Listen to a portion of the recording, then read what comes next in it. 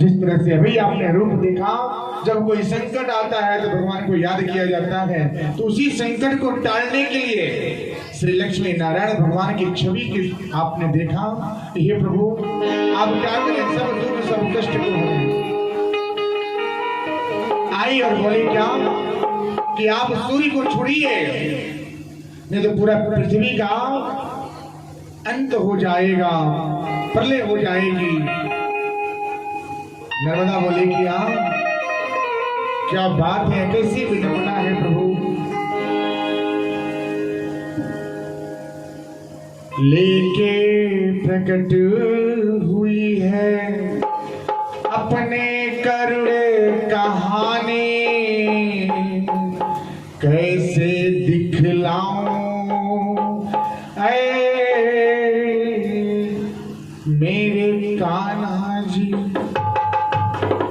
दिखलाने वाला होता तो दिखला देती कि कितना दर्द है। आप तो अंतर्यामी हैं, तीनों लोकों के स्वामी हैं। हे नाथ, प्रलय हो जाएगा इसके भय है, आपको चिंता लग गई, लेकिन इसकी चिंता नहीं है कि हम अगर हमारे पति नहीं रहेंगे तो हमको रहने से क्या मतलब है। भगवान बोले क्या एक के लिए पूरा पृथ्वी का अंत तो नहीं कर सकती, ये तो कोई विधान नहीं है। नर्मदा बोले क्या विधान तो नहीं है, लेकिन विधान वही है। एक तो मेरे भाग्य में बर नहीं, अब बर हुआ तो कोड़ी हुआ, और जब कोड़ी हुआ तो मैं एक पांव का एक परीक्षा दे के बैठ गई, और आज जब थोड़ा सा सुख के आने की समय हो गया तो हमारे पति ही नहीं रहेंगे तो हमको रहने से क्या मतलब है। हे प्रभु, कुछ आप ही कीजिए। इन्होंने बोला क्या, आप सूर्य को छोड़ दीजिए, संसार उथल पुथल हुआ है। ये बोले हमें संसार की कोई परवाह नहीं, इस जगह की कोई परवाह नहीं। परवाह है तो क्या करें, हमें परवाह है उसकी जो जीवन मेरे साथ है। हमें अपने जीवन की परवाह है, हमें उस जीवन की डोर की परवाह है, हमें उस धन की, उस माया की, उस संसार की परवाह नहीं है, लेकिन उसकी परवाह है जो मेरे साथ है। भगवान बोले अर्थात ही कि मेरे पति हैं तो पूरा संसार है। पति नहीं रहेंगे तो संसार को कैसे मैं देखूंगा, कैसे देखूंगी। ऐसी बात को सुन करके भगवान बोले क्या छोड़ दीजिए, अपना व्रत जो है वापस लीजिए। बोले कि नहीं, अगर मैं सूर्य को छोड़ूंगी तो मेरा पति नहीं रहेंगे। भगवान बोले क्या ठीक है, सब देव जमा हो गए, देव इकट्ठा हुए, आए सब लोग, देवी देवता स्वर्ग से सब लोग आकर के यहाँ पे एकत्रित हो गए। एकत्रित हो गए होने के बाद सब लोग बोले क्या था इमाम, देखिए स्त्री एक साधारण स्त्री है, सब लोग उसके आगे झुके हैं।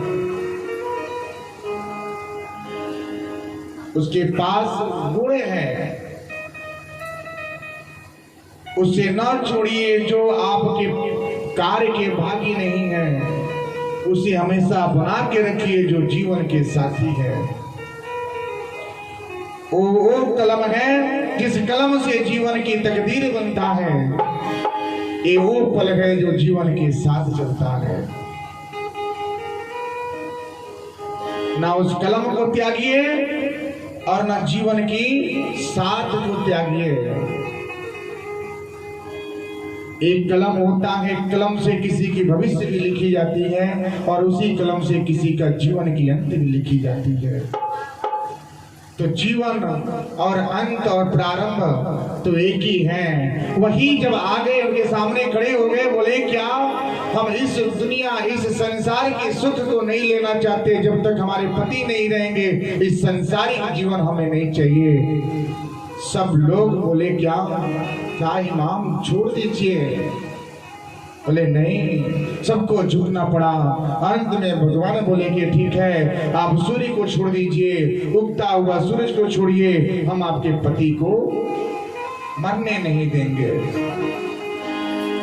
जब वचन ले लिए, नर्मदा ने अपने त्याग सती के प्रभाव से सूर्य को उदय दिए, और जब उदय हुआ सूर्य की ज्यों रोशनी उनके पति पे पड़ा तो उनका सब कुष्ठ, सब रोग दूर हुआ।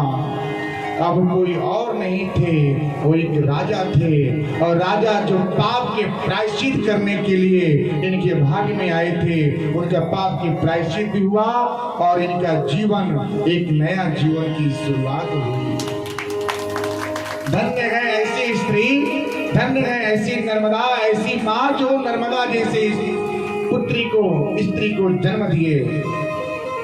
हर घर में नर्मदा हो, हर घर में ऐसी स्त्री हो, और आप लोग भी अपने पति के लिए ऐसे ही रूप को पढ़ें, ऐसे रूप लेवें कि अपने पति के लिए दुख पड़े तो दुख के साथी हो, सुख है तो साथी है, दुख है तभी साथी रहिए।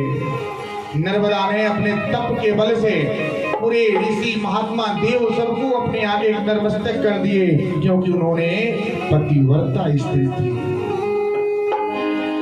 पतिव्रता थी, और पत्नी को पतिव्रता होना चाहिए। जो स्त्री पतिव्रता है उसके पति के ऊपर बड़ा सा बड़ा संकट भी आता है, टल जाता है। जो स्त्री सच्ची है, जो स्त्री अपने मन में पति के सिवा दूसरे की कामना नहीं रखती, विचार भी नहीं आने देती, वो स्त्री पतिव्रता है। और उसके घर पे अगर संकट पड़ता है तो सारी संकट हवा के रूप में बह जाता है। तो ऐसे स्त्री होना चाहिए, ऐसे प्रेम होना चाहिए, ऐसे प्रेम को बनाइए। प्रेम ऐसे जतन है, सजा कर रखिए, मन मंदिर में प्रेम बना कर रखिए।